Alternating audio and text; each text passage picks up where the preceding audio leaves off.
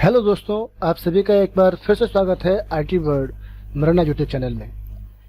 काफ़ी दिनों से सीपीसीटी के क्वेश्चंस हम अपलोड नहीं कर रहे थे और आज हम यह देख रहे हैं 25 फरवरी 2023 सीपीसीटी की आंसर की पेपर की आ चुकी है।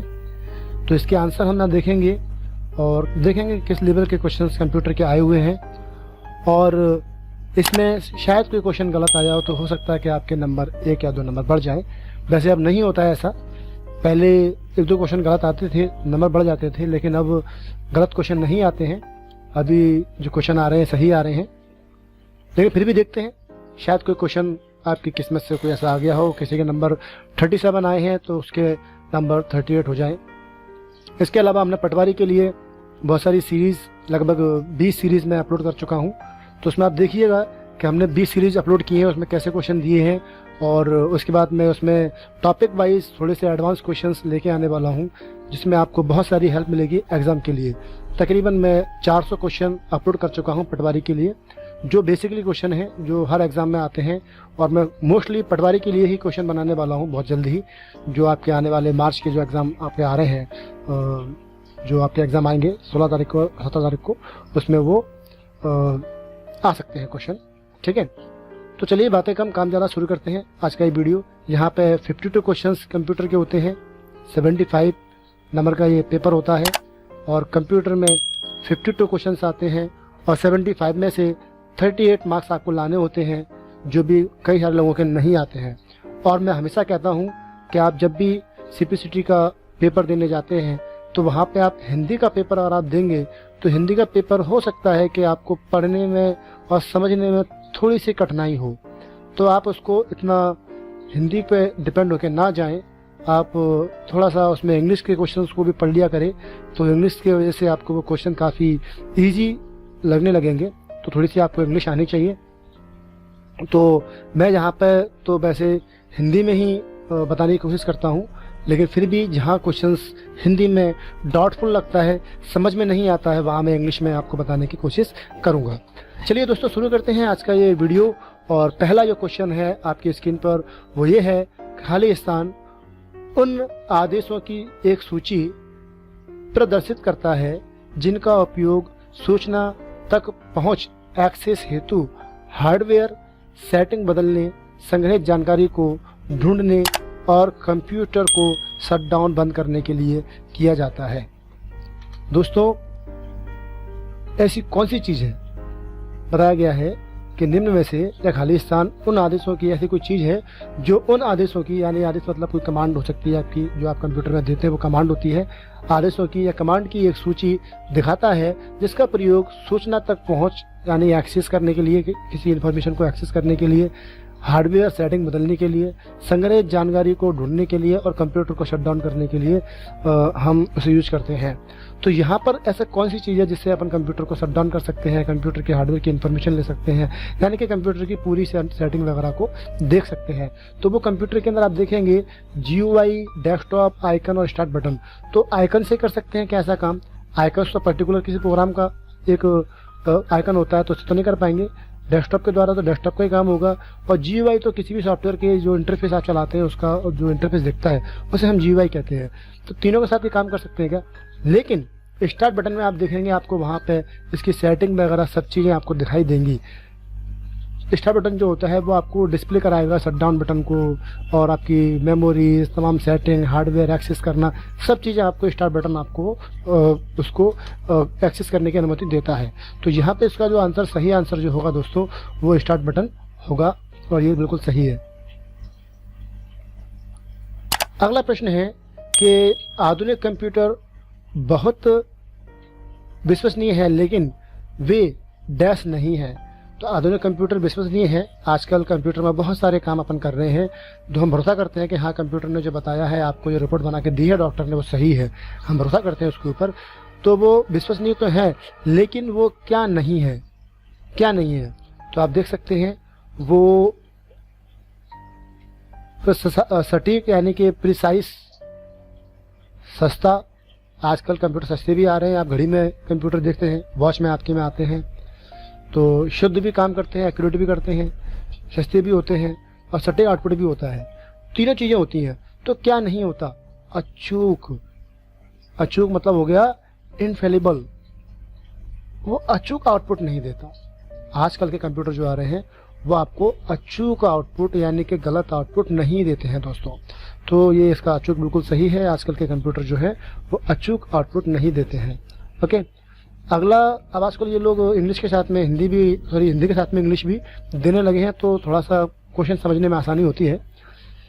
किस भाषा को मशीन स्वतंत्र प्रोग्रामिंग भाषा कहा जाता है? ऐसी कौन सी भाषा है जो किसी मशीन पर डिपेंड नहीं होती? जो मशीन पर डिपेंड होती है दोस्तों वो मशीनी लैंग्वेज होती है, और वो मशीनी लैंग्वेज को हम निम्न स्तरीय भाषा भी कहते हैं, मशीनी भाषा भी कहते हैं, और असेंबली भाषा भी कुछ हद तक मशीन पर डिपेंड होती है। लेकिन हाई लेवल लैंग्वेज किसी मशीन पर डिपेंड नहीं होती। ये हम थ्योरेटिकल टॉपिक में बता चुके हैं, और फंडामेंटल में हमने बताया है। आप कंप्यूटर की लैंग्वेज वाले वीडियो को देख सकते हैं, मैं उसका डिस्क्रिप्शन में लिंक दे दूंगा या आई बटन में उसका लिंक दे दूंगा, तो आप कंप्यूटर की परिभाषा के बारे में जान सकते हैं कि high level language, low level language, assembly language क्या है, और कैसे कंप्यूटर समझ सकता है, और कौन सीपीयू पर डिपेंड होता है, कौन सीपीयू पर डिपेंड नहीं होता है। स्प्रेडशीट में फॉर्मूला डैश से शुरू होता है, तो सब जानते हैं। एक्सेल में फॉर्मूला बराबर से शुरू होता है। अगला प्रश्न है कि निम्नलिखित में से कौन सा फंक्शन एक्सेल में किसी संख्या का आर्कटेजेंट लौटाता है? ठीक है, तो एक्सेल के अंदर which function return the arctangent of a number in MS Excel. तो एक्सेल के अंदर बहुत सारे फंक्शन होते हैं, तो आप किस किस फंक्शन को याद करेंगे?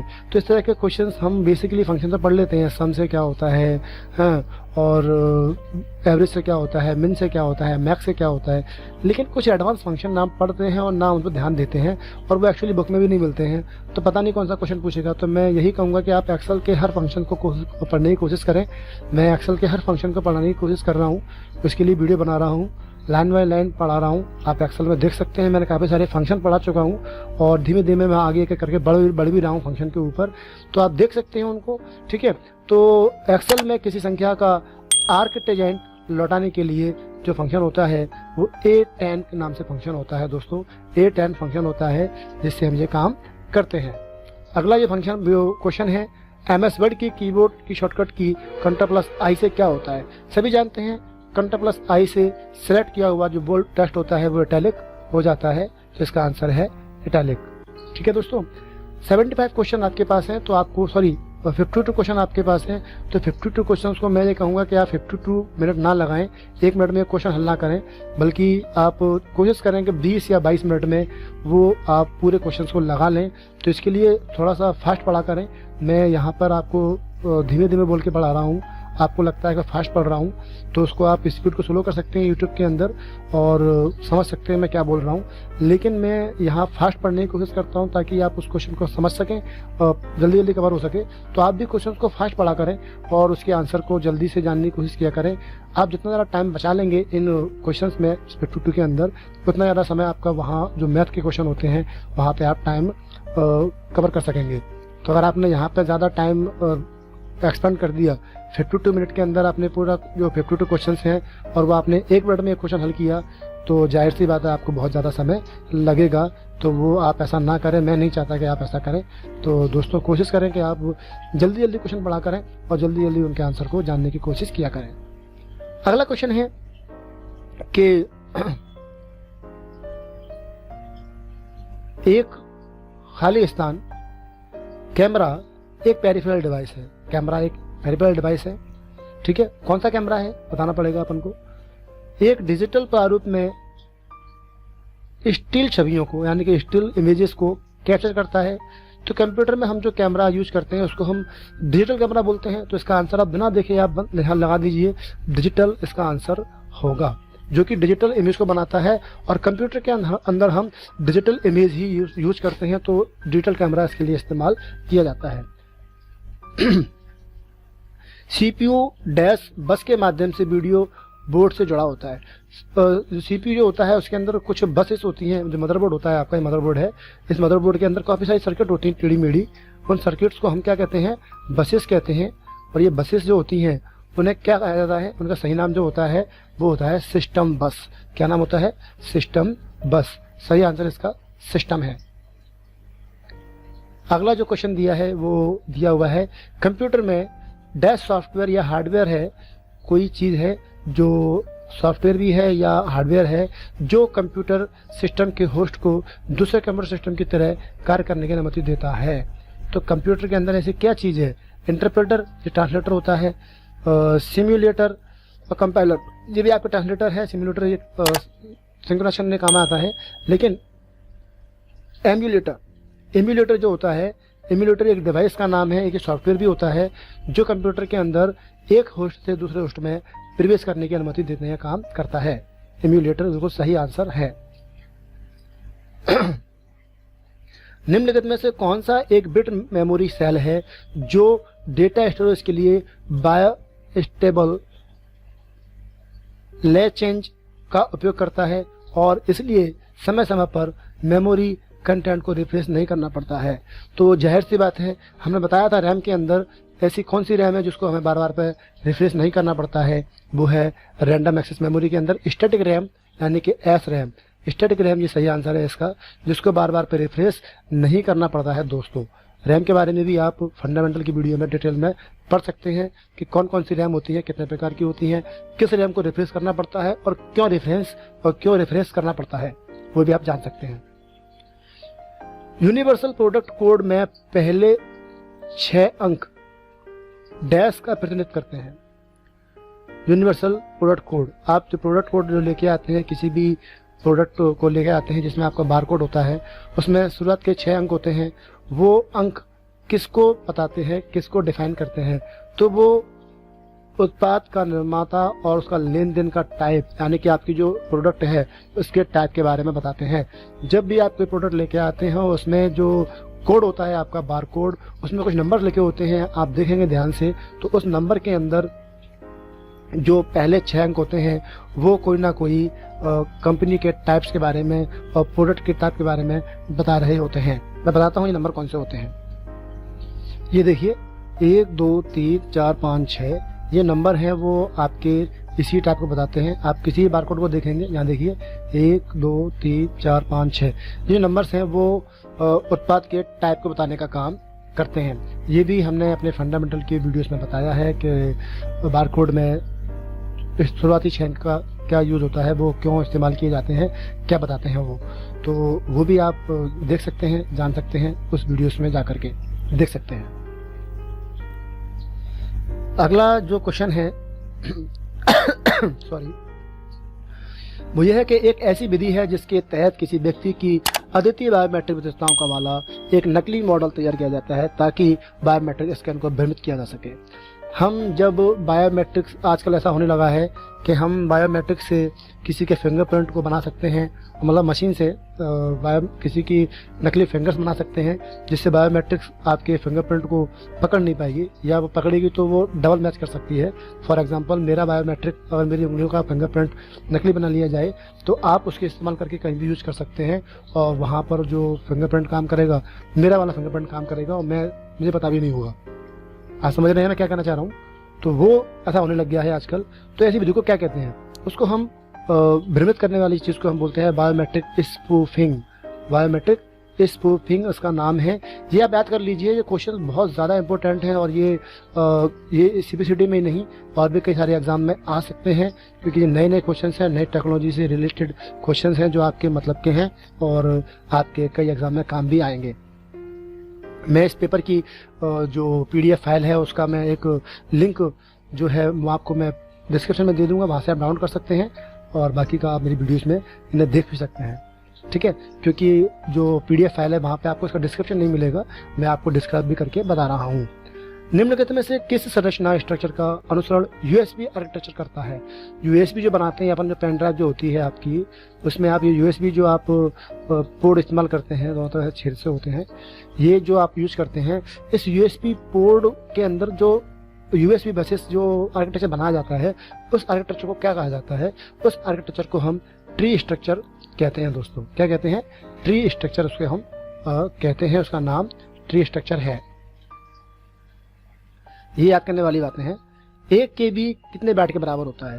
तो 1024 बाइट जो होती हैं वो 1 KB बनाती हैं और 1024 KB एक MB बनाती हैं। इसी प्रकार से 1024 MB एक GB बनाती हैं। तो आगे ये बढ़ता चला जाता है ना। तो बाइट से बिट से बाइट, बाइट से KB, KB से MB, MB से GB, GB से TB, तो ये आगे ऐसे बढ़ता चला जाता है। तो आप इसके बारे में जान सकते हैं कि ये कैसे काम करता है। चलिए अगला जो प्रश्न है वो ये है कि ध्वनि तरंगों के संदर्भ में SAW का पूरा नाम क्या होता है। ध्वनि तरंगों के बारे में जब हम बात करते हैं, जो अपने साउंड्स होते हैं, उन साउंड्स के अंदर हम कई बार SAW वर्ड का इस्तेमाल करते हैं। तो SAW वर्ड का जो मतलब होता है दोस्तों, वो होता है surface acoustic waves.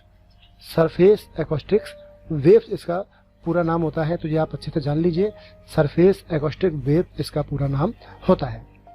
Full form तो याद ही करना पड़ेंगी, और ये याद करने वाली चीज़ हैं, याद करना भी चाहिए आप लोगों को, और ये पता भी होना चाहिए कि हम लोग इन्हें क्या बोलते हैं। और ये इन्हीं एग्जाम में नहीं, और भी कई सारे कॉम्पिटिशन एग्जाम में ये क्वेश्चंस इस तरह के आते रहते हैं।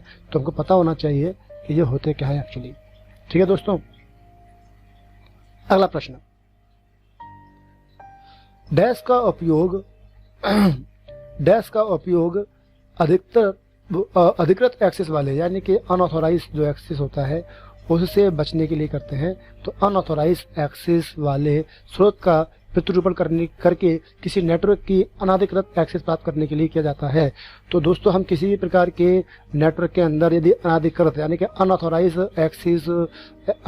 एक्सेस को करना चाहते हैं तो हैकिंग करना पड़ती है, और हैकिंग के लिए हमेशा IP एड्रेस का इस्तेमाल किया जाता है। और IP एड्रेस जो होते हैं दोस्तों, वो IP एड्रेस को वही वाली बात आ गई, अभी मैंने बताया था बायोमेट्रिक को भ्रमित करना है। तो बायोमेट्रिक क्या था, बायोमेट्रिक स्पूफिंग।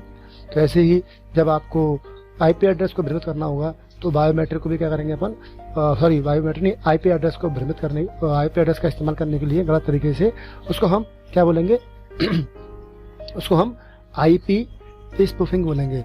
तो ये IP एड्रेस के थ्रू ये काम किया जाता है, तो उसको हम IP स्पूफिंग बोलते हैं, और जिसके द्वारा अपन किसी भी एक नेटवर्क के अंदर अनाधिकृत यानी कि अनऑथोराइज एक्सेस को कर सकते हैं दोस्तों। ठीक है दोस्तों, इसके बाद जो अगला प्रश्न है वो ये है कि प्रिंटर के संदर्भ में निम्न में से किसका उपयोग सूचनाओं को संग्रहित करने और आवश्यकता पड़ने पर आवश्यक दर पर इसे जारी करने के लिए किया जाता है। तो प्रिंटर के संदर्भ में, प्रिंटर जो आपका होता है उसमें मेमोरी होती है जो डाटा को सेव करता है, और जब उसकी रिक्वायरमेंट होती है तो वहाँ से भी एक्सेस कर लेता है। उसको हम बफर कहते हैं दोस्तों। तो बफर होता है, उसे हम बफर का नाम देते हैं।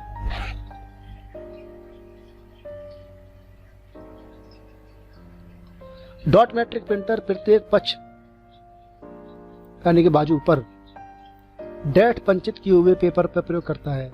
तो डॉट मैट्रिक प्रिंटर जो होता है वो क्या करता है, डॉट मैट्रिक प्रिंटर के अंदर पिन्स होती हैं, वो पिन निकलती हैं और कागज पर ड्रॉप डालती हैं। तो वो बोल रहा है डॉट मैट्रिक प्रिंटर प्रत्येक बाजू पर डैश पंचित, क्या पंचित होता है वो, जिसके पंचित हुए पेपर पर उपयोग करती है। तो उस पंचित हुए पेपर को बोलते हैं दोस्तों हम हॉल के हुए पेपर पर प्रिंटिंग करने का काम करता है, क्योंकि वो अपने आप में जो पिन्स होती हैं वो एक प्रकार की हॉल करने का काम करती हैं। तो यहाँ पे हॉल इसका आंसर होगा, छिद्र, जैसे वो बोलते हैं छेद कर देना। ठीक है दोस्तों, अगला जो प्रश्न है चलते हैं इसकी तरफ। प्रिंटिंग में DPI का मतलब क्या होता है। DPI जो होता है दोस्तों, वो DPI का डॉट पर इंच फुल फॉर्म होता है। ये तो बेसिक सा क्वेश्चन है, पता होना चाहिए। डॉट पर इंच इसका फुल फॉर्म है। अगला प्रश्न दिया हुआ है कि एक पृष्ठ यानी कि पेज, एक पेज विवरण मतलब होता है डिस्क्रिप्शन, एक पेज डिस्क्रिप्शन भाषा यानी कि PDL है, जिसे विशेष रूप से विभिन्न प्रिंटिंग उपकरणों के बीच प्रिंटर सुविधाओं के कुशल और प्रभावी नियंत्रण के लिए विकसित किया गया है। तो एक ऐसी कौन सी भाषा है जिसे हम प्रिंटिंग करने के लिए, एक इफेक्टिव प्रिंटिंग बनाने के लिए जो डेवलप किया गया है। तो वो भाषा जो है दोस्तों वो है PCL। क्या है, PCL वो लैंग्वेज है जिसका इस्तेमाल हम किसी भी एक कह सकते हैं पृष्ठ विवरण यानी कि पेज डिस्क्रिप्शन लैंग्वेज, क्या बोलते हैं उसको अपन, पेज डिस्क्रिप्शन लैंग्वेज यानी कि PDL जो है वो। ठीक है, तो PDL लैंग्वेज जो होती है वो एक ऐसी लैंग्वेज है जिसे कोई ऐसी लैंग्वेज जो PDL लैंग्वेज है नीचे लिखी हुई उनमें से, जिससे विशेष रूप से विभिन्न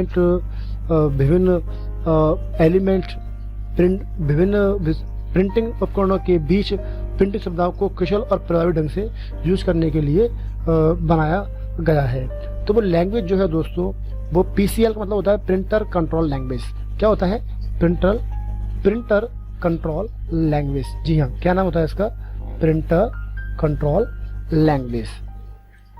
मैं फिर से बोल रहा हूँ, सुन लीजिए, मैं लिख नहीं रहा इस पे। क्या होता है?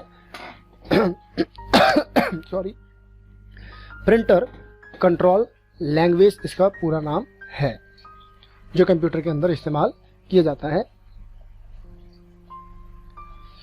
AM रिसीवर की वांछित आवृत्तियां बैंड को चुनने या स्पीकर स्वीकार करने की क्षमता और अन्य सभी वांछित को अस्वीकार करना डैश के रूप में जाना जाता है। वांछित मतलब होता है जो आप चाहते हैं वो, इच्छित है ना, जो आप चाहते हैं वो। तो ability of AM receiver to selected accept, हाँ वांछित मतलब हो गया सेलेक्टेड, चुनी हुई। तो सेलेक्टेड और accept wanted to desired band of frequency. Desired मतलब हो गया जो आप चाहते हैं वो, इच्छित, सॉरी सेलेक्टेड नहीं है ना।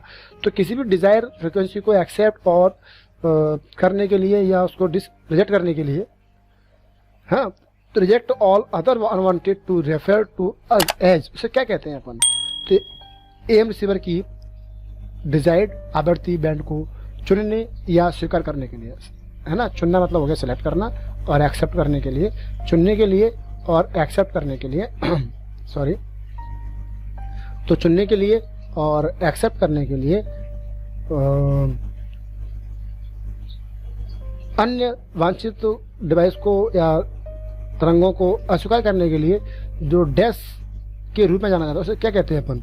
तो उसे हम दोस्तों क्या कहते हैं? सेलेक्टिविटी कहते हैं उसको हम। क्या कहते हैं उसको? हम सेलेक्टिविटी कहते हैं। जिससे अपन डाटा चुनी हुई चीज़ों को हम सेलेक्ट कर सकते हैं, उसको हम क्या कहते हैं? सेलेक्टिविटी कहते हैं। चयनात्मक के नाम से जाना जाता है। ठीक है, सेंसिटिविटी नहीं बोलेंगे, तो सेंसिटिविटी एक अलग चीज़ है, सूटेबिलिटी एक अलग चीज़ है, और स्टेबिलिटी भी आपकी अलग चीज़ है। नाम से समझ में आ रहा है। तो जो चुनी हुई चीज़ों को स्वीकार करेगा उसे हम क्या बोलेंगे? सेलेक्टिविटी बोलेंगे। अगला प्रश्न है, इमेज प्रारूपों के संदर्भ में JPEG का पूरा नाम क्या होता है? तो ये आप याद, पता ही सबको मालूम होगा, बेसिक चीज़ है।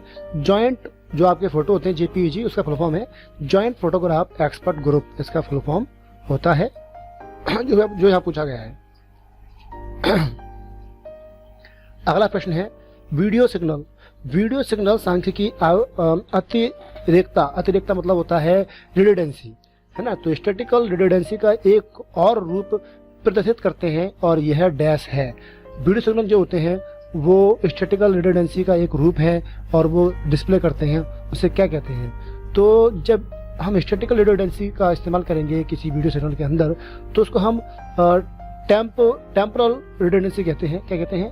टेम्पोरल रिडंडेंसी कहते हैं, क्योंकि वो जो रिडंडेंसी होती है वो टेम्परेरी होती है और उसे हम टेम्पोरल रिडंडेंसी के नाम से जानते हैं।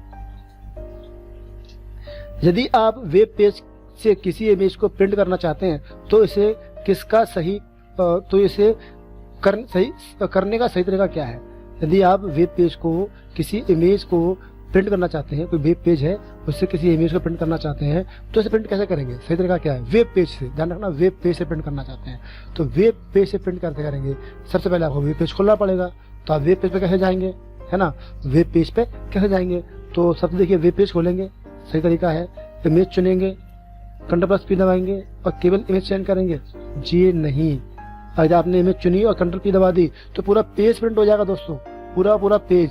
हमें केवल इमेज करनी है। वेब पेज खोलेंगे, इमेज पर राइट क्लिक करेंगे और ओपन न्यू टैब करेंगे। क्या करेंगे? इमेज खोलेंगे, सही आंसर है ये, इमेज खोलेंगे, फिर इमेज पर राइट क्लिक करेंगे, ओपन न्यू टैब पे जाएंगे तो आपकी जो इमेज है केवल वही ओपन हो जाएगी। उसके बाद उसे आप प्रिंट कर सकते हैं। फॉर एग्जाम्पल मैं आपको करके दिखाता हूँ।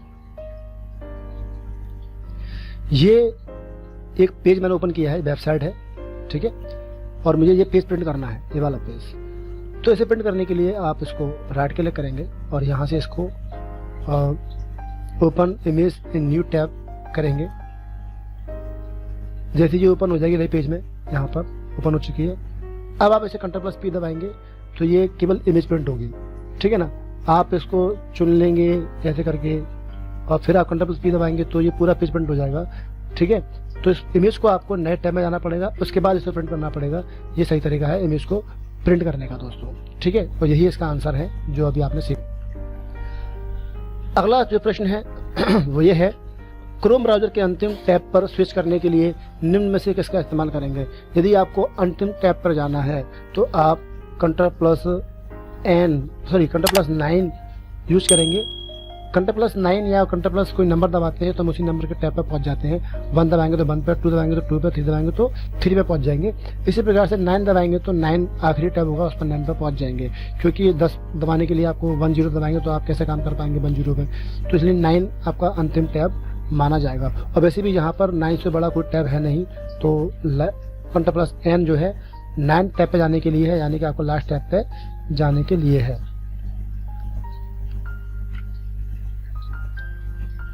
इंटरनेट के संदर्भ में VPN का पूरा नाम क्या होता है। VPN का पूरा नाम होता है वर्चुअल प्राइवेट नेटवर्क, जो कि बिल्कुल सही आंसर है।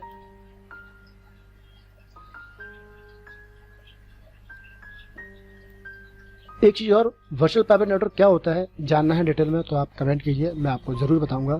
उसके बारे में पूरा डिस्क्रिप्शन वीडियो बना के आपके सामने पेश करूंगा अच्छे से समझाने के लिए कि VPN क्या होता है। अगला जो प्रश्न है वो ये है कि रिस्टोलेशन अटैक यानी कि क्रैक प्रोटोकॉल के विरुद्ध एक जटिल हमला है, तो किस प्रोटोकॉल के विरुद्ध। तो इसे हम WPA कहते हैं। तो WPA प्रोटोकॉल जो होता है वर्ल्ड वाइड वेब कह सकते हैं अपन, वेब के विरुद्ध एक हमला है क्रैक करना। तो क्रैक करना क्या है, तो ये आपका WPA यानी कि वेब को हैक करना कहते हैं अपन WPA। 64 bit operating system dash को सपोर्ट करता है। तो 64 बिट ऑपरेटिंग सिस्टम जो होता है वो डेटा को प्रोसेस करने के लिए 2 हेक्साबाइट रैम को सपोर्ट करता है, डेटा प्रोसेस करने के लिए 4 हेक्साबाइट रैम को सपोर्ट करता है, डेटा को प्रोसेस करने के लिए 8 और डेटा सपोर्ट करने के लिए 16। दोस्तों 64 बिट जो होता है वो एक अभी लेटेस्ट कह सकते हैं कि लेटेस्ट OS है, और वो हमेशा हर एक लेटेस्ट OS है तो वो लेटेस्ट रैम को ही सपोर्ट करेगा। इसलिए यहाँ पे आप देख सकते हैं जो आंसर है, डेटा को प्रोसेस करने के लिए 16 हेक्साबाइट रैम को सपोर्ट करता है, तो इसका सही आंसर है 16 हेक्साबाइट। और मैं तो ये कहूँगा यहाँ पे अगर बड़ा साइज होता 16 की जगह पे यहाँ पे 32 होता तो अपन उसको लगा लेते, 32 को आंसर मान लेते। तो ये यहाँ पे 16 को आपको टिक करना पड़ेगा। कौन सा CPU मिशन महत्वपूर्ण प्रणाली के लिए सबसे अच्छा विकल्प है।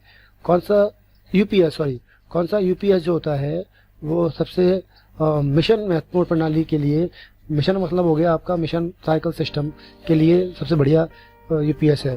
तो हम क्या बोलेंगे UPS को, लाइन इंटरेक्टिव या मल्टी मोड या डबल कन्वर्जन।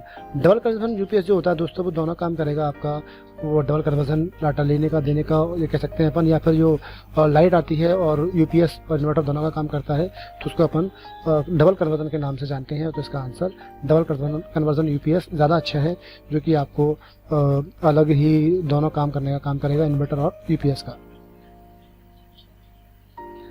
निम्नलिखित में से कौन सा MS वर्ड में कट कॉपी किए गए विकल्प को स्टोर करता है। तो उसका एक ही आंसर है क्लिपबोर्ड।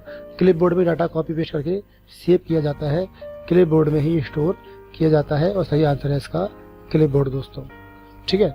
इसके बाद जो दिया हुआ है तो अगला प्रश्न है www के बारे में पहला ग्राफिक्स ब्राउजर कौन सा है। ये ब्राउजर के बारे में बताया हमने कि दुनिया का पहला ब्राउजर जो है ग्राफिक्स वो मैकिन्टॉश यानी कि मोज़ेक ब्राउजर है, जो www के टाइम पर ही बनाया गया था। दुनिया का पहला ग्राफिक्स ब्राउजर www का यानी कि मोज़ेक ब्राउजर है दोस्तों। इंटरनेट एक उदाहरण है, और वो उदाहरण किसका है, वैन का, वर्ल्ड एरिया नेटवर्क का उदाहरण है। प्लग इन क्या है। प्लग इन एक सॉफ्टवेयर होता है जो आपकी कई सारी वेबसाइट्स के अंदर यूज़ किया जाता है, और जैसे कि मैंने अपने MS वर्ड के अंदर रिकॉर्डिंग करने के लिए, पावर पॉइंट के अंदर रिकॉर्डिंग करने के लिए एक अलग से टूल डाल रखा है जो कि उसमें काम करता है रिकॉर्डिंग करने का। वैसे ही कंप्यूटर में सॉफ्टवेयर होता है ये जो कि आपकी वेबसाइट में काम करता है।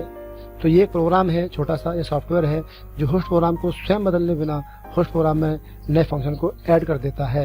यानी कि आपका फंक्शन ऐड नहीं, आपका फंक्शन चेंज नहीं होगा, आपका वर्ड वो जो है वही रहेगा, आपका पावर पॉइंट जो है वही रहेगा, केवल उसमें कुछ ऑप्शन ऐड हो जाएंगे।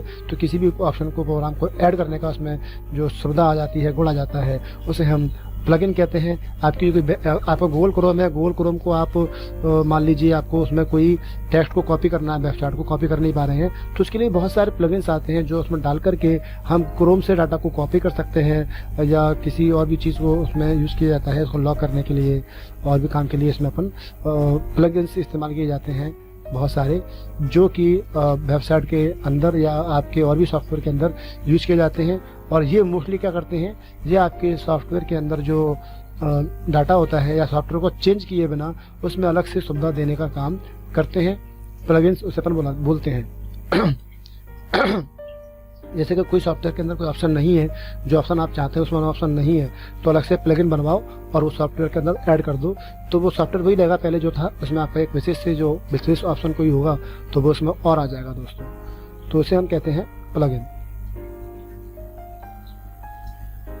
गूगल कैलेंडर लैब्स में डैश पूरी दुनिया के समय पर निगाह ट्रैक रखती है। तो गूगल लैब्स जो होती है वो वर्ल्ड क्लॉक होती है, जो पूरी दुनिया में नजर रखने का काम करती है दोस्तों। MS वर्ड 2019 में सेव एज कमांड को चुनने के लिए किस फंक्शन का इस्तेमाल किया जाता है?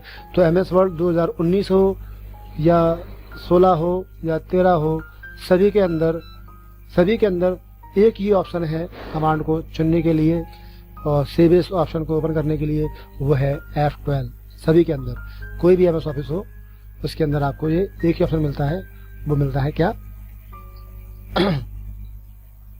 F12। अगला ऑप्शन दिया हुआ है वेब लेआउट विकल्प MS वर्ड में किस टैब में मिलता है? तो वेब लेआउट MS वर्ड का एक व्यू है, इसलिए आपको ये व्यू टैब के अंदर मिलेगा दोस्तों, व्यू टैब के अंदर। Okay. Drop cap function word में निम्नलिखित में से किस टैब में मिलता है?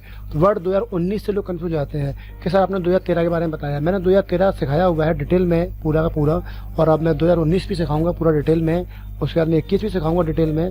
तो आप बने रहिए मेरे साथ में, मैं आपको वहाँ बताऊंगा। मेरे चैनल को सब्सक्राइब कर लीजिए अगर पहली बार आए हैं तो वहाँ मैं आपको पूरा का पूरा लाइन बाय लाइन पूरा का जो MS ऑफिस है 2013 के बाद 2019 और 19 के बाद 2021 आपको सिखाऊंगा, जिसमें आप सीख सकते हैं। वहाँ आप देखेंगे ड्रॉप कैप जो ऑप्शन होता है सब में कॉमन है, किसी में कोई अलग नहीं है, एक्स्ट्रा नहीं है। और ये जो ड्रॉप कैप नाम का ऑप्शन होता है सभी के अंदर आपको ये इंसर्ट में मिलता है। ड्रॉप कैप क्या होता है ये जानने के लिए आप मेरी MS वर्ड की वीडियोस को जरूर देखें। ग्राहक के संदर्भ में POS का मतलब क्या होता है? POS का मतलब होता है point of sale. MS Excel में यदि फंक्शन के पास समान दूरी स्पेस के संख्यात्मक लेबल विद्यमान हैं तो विशेष रूप से चार्ट सर्वाधिक उपयुक्त प्रकार का चार्ट कहलाएगा। यानी कि एक्सेल में काम कर रहे हैं, हमारे पास समान दूरी स्पेस के कई संख्यात्मक वैल्यू हैं, कुछ नंबर्स हैं समान डाटा वाले, और विशेष रूप से उसमें वर्ष को डिफाइन किया गया है। तो हम किस चार्ट का इस्तेमाल करेंगे डाटा को सही रूप दिखाने के लिए? रडार, लाइन, सरफेस या पाई चार्ट? तो पाई चार्ट का इस्तेमाल कर सकते हैं, लेकिन समान डाटा है तो उसके लिए पाई चार्ट का तो चार्ट थोड़ा सा अलग टाइप का बनेगा, एक सा बन जाएगा तो कंफ्यूजन करेगा पैदा आपको। लेकिन लाइन चार्ट थोड़ा सा इजी पड़ेगा, आप चारों इस्तेमाल कर सकते हैं। लेकिन चारों में से जो सबसे ज़्यादा इजी जो चार्ट होगा समान डाटा को समझाने के लिए, वो आपका यहाँ पर सही आंसर होगा। तो समान डाटा को समझाने के लिए जो हमारे पास डाटा होता है, अलग अलग डाटा है हमारे पास सिंगल कॉलम के अंदर, तो उसको समझाने के लिए हम पाई चार्ट का इस्तेमाल करते हैं। लेकिन समान डाटा है जैसे कि उसने बताया कि ईयर, तो उसके लिए हम लाइन चार्ट का इस्तेमाल करेंगे, जो कि सही आंसर माना जाएगा। अगला क्वेश्चन है यदि एमएस एक्सेल में लाइन चार्ट के मामले में कौन सा कथन सही है?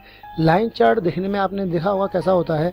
अगर आपने लाइन चार्ट को नहीं देखा है तो आप एक्सेल की वीडियो देख सकते हैं मेरी, वहाँ मैंने बताया है कि लाइन चार्ट कैसा होता है, उसे कैसे बनाते हैं और क्यों बनाते हैं। ओके, तो यह चार्ट समान रूप से स्केल किए गए एक अक्ष समय के साथ निरंतर डेटा को दिखाता है। तो ये डाटा चार्ट जो होता है, ये चार्ट समान रूप से एक स्केल मतलब लाइन, ऐसे ऐसे लाइन से वो दिखाएगा आपको, तो एक समान स्केल के रूप में दिखाता है। पहला ऑप्शन सही है।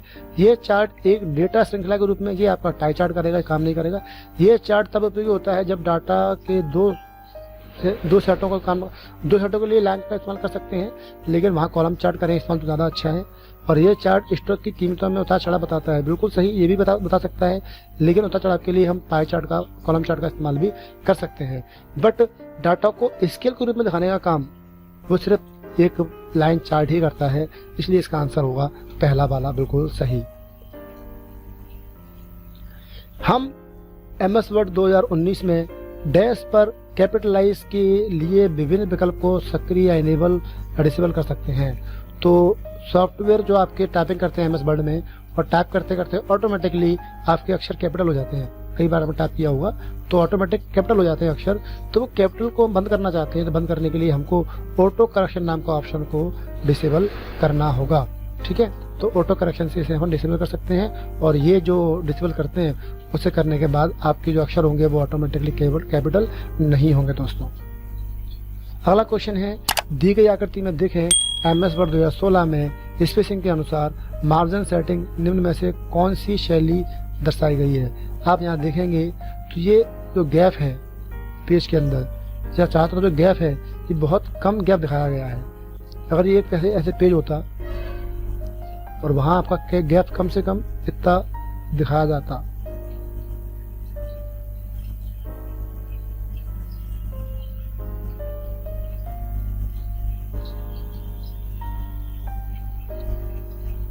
ये अब मेरा थोड़ा माउस यहाँ काम नहीं कर रहा,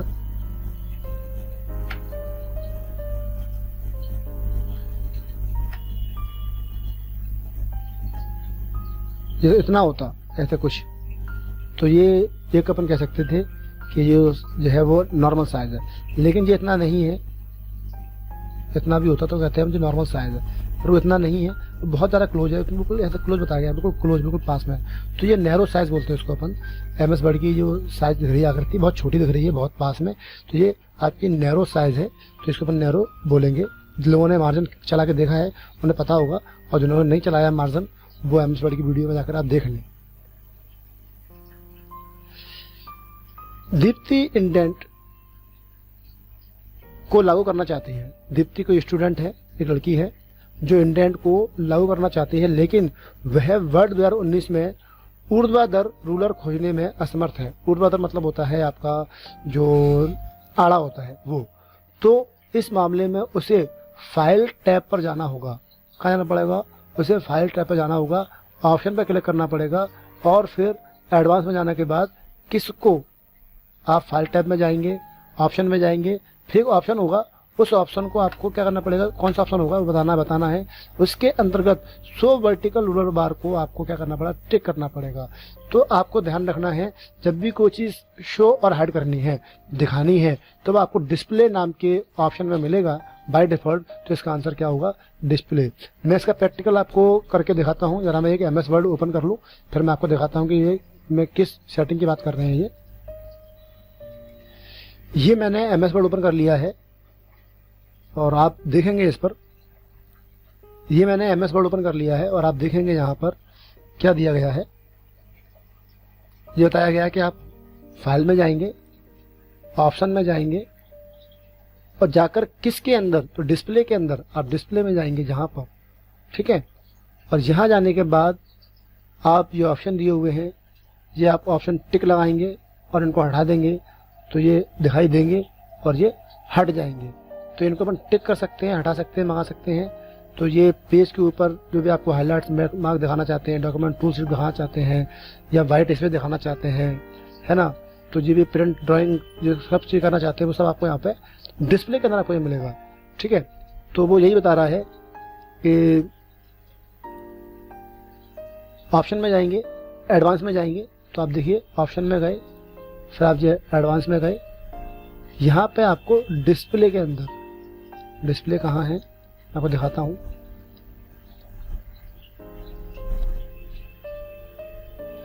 डिस्प्ले, इसके अंदर शो वर्टिकल रूलर, इसको आप टिक हटा देंगे तो छप जाएगा और लगा देंगे तो शो होगा। तो रूलर बार को यहाँ से हम मंगा सकते हैं और लगा सकते हैं। ठीक है दोस्तों, अगला जो ऑप्शन दिया है दोस्तों आपके पास, जो स्क्रीन पर दिया है, वो ये है, क्वेश्चन है कि वर्ड 2019 में Ctrl+H से क्या होता है। तो Ctrl+H से सभी MS वर्ड के अंदर एक ही काम होता है, वो है रिप्लेस करने का काम। किसका काम होता है? रिप्लेस। तो फाइंड एंड रिप्लेस बॉक्स सामने डिस्प्ले हो जाता है। अगला क्वेश्चन है कि एक डैश कोई चीज है जो डॉक्यूमेंट से साइड मार्जिन यानी कि पक्ष मार्जिन, टॉप मार्जिन या अंदर यानी कि इनसाइड मार्जिन के अतिरिक्त स्थान मांग लेता है, उसे क्या कहते हैं? तो मार्जिन के अलावा जो गैप होता है इनसाइड साइड में, जो आपका पेपर है, जो आपका पेज है, 2 पेज आपके हो गए, एक पेज ये लेफ्ट है और ये आपका राइट पेज है। तो लेफ्ट और राइट पेज के बीच में जो गैप होता है इनसाइड साइड में, तो गैप है ये वाला, ये पूछा गया ये क्या होता है। तो इन दोनों के बीच में जो गैप होता है इसको हम गटर कहते हैं दोस्तों। तो ये गटर मार्जिन कहलाता है। अगर वो बोलता है कि लेफ्ट साइड में केवल गैप जो है केवल लेफ्ट साइड में बोलता, इनसाइड नहीं बोलता, वो इनसाइड आउटसाइड नहीं बोलता, तो हम उसे बोलते हैं इंडेंट, उसका आंसर इंडेंट होता। लेकिन पेज के दोनों तरफ इनसाइड और ये इसके आउटसाइड में गैप जो होता है बीच में, उसे हम गटर कहते हैं। इसका आंसर है गटर। यहाँ ट्रैक चेंज को लागू करने के कुछ स्टेप्स को बताया गया है और उसका सही क्रम आपको बताना है। ट्रैक चेंज MS वर्ड के अंदर एक ऑप्शन है जिसको हम कैसे लागू करेंगे, कैसे चालू करेंगे बताना पड़ेगा। तो वो बताने के कुछ स्टेप बताए गए हैं, तो बताना है कि इसमें पहला कौन सा सही है, दूसरा कौन सा सही है, बताना पड़ेगा। तो रिव्यू टैब पर जाते हैं और ट्रैकिंग विकल्प में जाकर के ट्रैक चेंज पर क्लिक करते हैं। ट्रैक चेंज बटन पर हाईलाइट हो जाता है। तो पहला ऑप्शन सही है देखा जाए तो। नंबर 2 दिया है, उस बटन को, उस डॉक्यूमेंट को खोलें। सबसे पहला काम क्या होगा? डॉक्यूमेंट को खोलें। सबसे पहला काम यही होता है कि आपको जिस डॉक्यूमेंट में ट्रैक चेंज लगाना है उसे खोलना पड़ेगा। सबसे पहला काम यही है। तो जिसमें बी पहला होगा वो आंसर सही होगा। अब देखिए बी, सब में बी पहला है, तो अब देखते हैं सब में बी पहला है। तो पहले नंबर पे आपका काम ये हो गया, 1 नंबर पे डॉक्यूमेंट खोलें। उसके बाद आप जो है रिव्यू टैब में जाएंगे। तो रिव्यू टैब में जाएंगे, ट्रैक चेंज में जाएंगे, तो आपका दूसरा पॉइंट हो गया आपका ए वाला सही। तो पहला बी और ए जिसमें है, तो बी और ए इन दोनों में है, तो इस दोनों में से एक सही होगा। अब देखते हैं ग्राफ या ग्राफिक डालने, हटाने, स्थानांतरित करने या फॉर्मेटिंग करने के लिए वांछित परिवर्तन करें। आप कमेंट भी जोड़ सकते हैं और विकल्प रूप से स्टेटस बार में ट्रैक चेंज संकेत को लाएंगे। स्टेटस बार पर राइट क्लिक करेंगे और ट्रैक चेंज पर क्लिक करेंगे तो ट्रैक चेंज लागू या बंद करने के लिए स्टेटस बार को अपन ट्रैक चेंज में डिफाइन भी कर सकते हैं। तो इसके अंदर अपन जब MS वर्ड में जाते हैं और MS वर्ड के अंदर हम ट्रैक चेंज का इस्तेमाल करते हैं, तो ट्रैक चेंज को पहले डॉक्यूमेंट खोलते हैं, फिर रिव्यू टेक्स्ट से ऑन करते हैं। उसके बाद हम उसे जो स्टेटस बार होता है वहाँ पर ट्रैक चेंज के संदेश को इंडिकेट होता है नीचे स्टेटस बार पे, उसको ही बंद कर सकते हैं। तो राइट क्लिक करके बंद करना पड़ेगा और उसके बाद आप उसमें कोई काम डालना चाहते हैं तो ये काम यहाँ से कोई ग्राफिक्स को उठाने का काम या उसको कमेंट ब्रांड ढूंढने का काम भी इसमें इजीली कर सकते हैं अपन। तो पहला ऑप्शन सही है कि पहला दूसरा बी सही है, फिर ए, उसके बाद आपका जो है वो डी है 3 नंबर पे और फिर 4 नंबर पे आपका सी है। तो पहला वाला ऑप्शन बिल्कुल सही है। ये स्टेप्स आप MS वर्ड में चला कर देखें, करके देखें। अगर नहीं कर पाते हैं तो कमेंट कीजिए, मैं आपको इसका प्रैक्टिकल वीडियो भी करके बता दूंगा। एक्चुअली मैं हर क्वेश्चन का प्रैक्टिकल करके दिखाऊंगा तो वीडियो बहुत लंबा हो जाएगा, बहुत बड़ा हो जाएगा, आप लोगों के लिए समय भी खराब होगा। दोस्तों जिसको पर्सनल वीडियो चाहिए वो लिंक करे, वो कमेंट करे, मैं आपको उसके लिए पर्सनल इसी टॉपिक की वीडियो बना करके आपके पास आपकी सेवा में हाजिर हो जाऊंगा। चलिए अगला क्वेश्चन देखते हैं। अगला क्वेश्चन जो है दोस्तों वो ये है कि MS वर्ड 2019 में निम्नलिखित में से कौन सा हेडर को संदर्भ करता है। तो हेडर दोस्तों जो होता है वो हर पेज पे आता है, इसलिए आप देखिए एक इमेज या टेक्स्ट को डॉक्यूमेंट के मुख्य पेज पे आता है जी नहीं, पहला वाला गलत हो गया। यह डॉक्यूमेंट दोहरा वाला टेक्स्ट है जो आपके प्रिंटेड डॉक्यूमेंट के प्रत्येक पेज के नीचे आता है, नीचे नहीं आता है, हेडर ऊपर आता है, तो ये भी गलत हो गया। ठीक है, यह एक बड़ा कैपिटल अक्षर है, ये नहीं, ये भी नहीं होता बड़ा कैपिटल अक्षर। यह दोहरा वाला टेक्स्ट है जो हेडर में आता है, ऊपर शीर्षक में आता है। तो ये डी वाला जो ऑप्शन है बिल्कुल सही है, चौथा वाला ऑप्शन बिल्कुल करेक्ट है, जो कि डॉक्यूमेंट के ऊपरी हिस्से में हर पेज पे आता है दोस्तों। तो ये एकदम बिल्कुल करेक्ट आंसर है। अगला पेज अपन अगला क्वेश्चन देखते हैं। 48 क्वेश्चन पर पहुंच चुके हैं अपन, और यहाँ पे आपको आंसर दिया गया है वो यही दिया गया है दोस्तों।